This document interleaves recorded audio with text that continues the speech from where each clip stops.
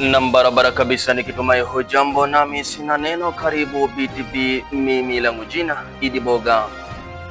Mwana TikToker kutoka maeneo ya Msambweni almaarufu Batoto ba Msambweni, ukipenda Bekaruga, anawaalika mashabiki, ndugu, majamaa kutoka sehemu tofauti tofauti humu nchini kushirikiana naye katika ile taasisi ya kwenda kuwasi ukapera mnamo tarehe 25 mwezi wa 5 mwaka 2025. Je, kiupande wake ni nini nikaha? Unaambiwa mtu yote anayefanya ibada ya ndoa basi ameitekeleza nusu ya dini.